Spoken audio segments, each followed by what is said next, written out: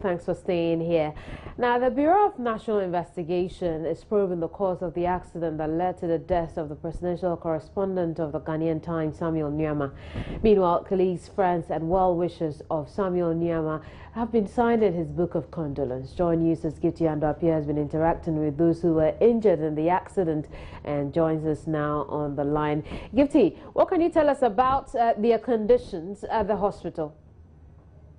Well, Kemini, thank you very much. What I can say is that they're doing very well, and that gladdens my heart a lot. This unfortunate accident has caused those of us who have worked with these people a lot of pain. And on the day it happened, when you see them, it would even make you actually cringe and just thank God for those who are living. Well, let me give you an update on how they're doing. I've been visiting them in the hospital. Edward Fabi of PDC had a broken leg or a fracture in the leg, as they described it. But the last time I saw him yesterday, he was doing well. His wife had actually visited him and was taking care of him. He was laughing with us, chatting with us, and you could see that everything is well with him except for his leg, which I believe is still healing. Hello, Gifty. Hello, Gifty. Can you hear me? Yes, we lost you briefly, but go ahead. Okay, so I'll give you an update of all the others who have been injured. And I said Edward Fabi was doing just fine. I think the only problem he has is for his leg to heal right now. Napoleon Hospital of GTV, he's actually all over the place except for the stitches on his face. It was covered with plaster, but last time I saw him, it was taken off, and so you could actually see the stitches. He has a bit of a swollen face, but he seems to be really well, chatting and moving all over the place. Patrick Peter of Enquara, I saw him as well. He had a lot of stitches as well on his lips, but he spoke to me. He mentions my name and tells me that he was happy that I was around. I mean, so he looked fine. So essentially, they're all doing very well, which we are grateful about. I can say they're doing very well. We also understand. Body things they complain about here and there. We also understand that a book of condolence has been opened for Mr. Nyama at the Ghanaian Times. Now, what's the mood at that place? Well, we came here as the presidential press call to meet the management of New Times Corporation, and I just left the meeting. We met with them, and they told us the MD actually has been speaking about how this should serve as a lesson to all of us. And as much as we are grieving, we should also learn the necessary lessons so that things like these don't happen in the course of our work. She spoke about the fact that our roads, definitely we know our roads in this country are not good, but still we need to work, and the news has to be told. But we have to do it as much as possible in a way that makes us safe, that preserve our lives as much as possible.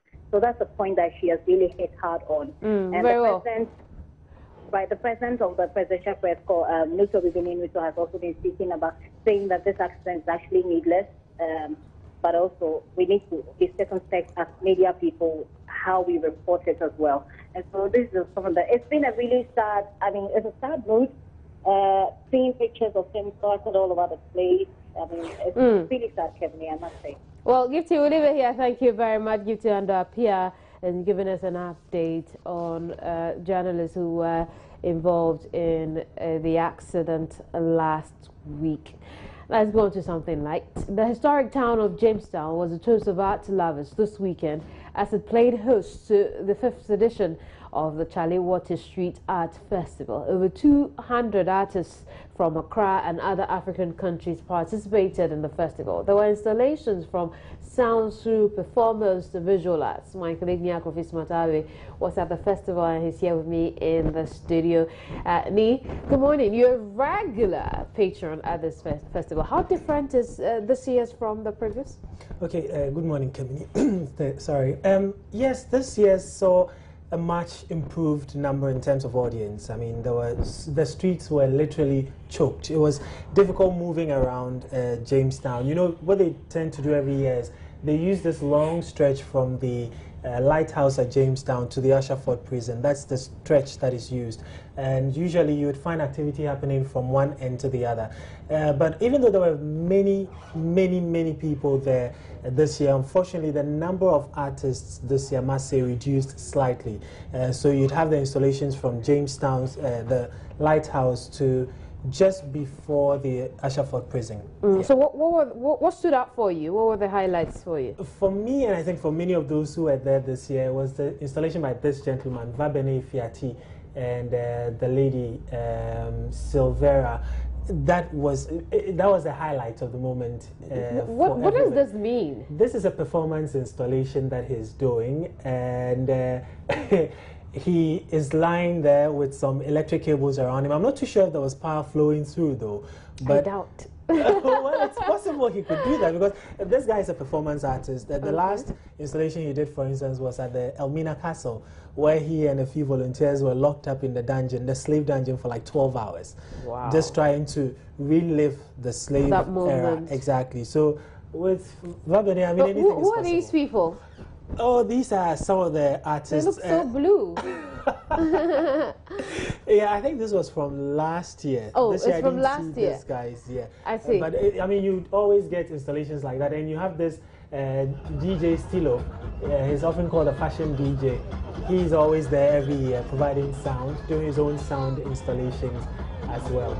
But what do you think about Chaliwati? I've loved Chaliwati. I've never been there, unfortunately, but I've loved it. I've loved it from afar. I always seem to be at work. But do you think it has potential? It certainly has. I mean, just last night I was going through some of the many pictures that people have uploaded on Facebook and other social media platforms, and there's a debate actually even going on already about the fact that Chaliwati has a huge potential, and whether or not government should step in to help. Some think if government steps in, I mean, the initiative dies. Others think corporate Ghana rather needs to come on board to support it. But I think it has huge tourism potential. Right now, there are lots of foreigners who plan their yearly visit to Ghana around August so that they can be part of it. And this year, we've had artists from South Africa, Cameroon, and all over coming to join. So I think it has huge Well, let's see what happens next year. Thank you to you and your friends for bringing us Chaliwati each and every year. Since how many years now? 5 years. 5 years, since 2010. Thank you very much. Ni Akofi Sumatabe is my colleague here, but he's also one of the guys behind Chaliwati. But that's it for our program. It's good to know that the doctors have resumed work indeed across the country. For more news on that and many other stories, visit myonline.com. And my name is Emmanuel. If Harris is standing by, we're joining you Interactive. Don't go away.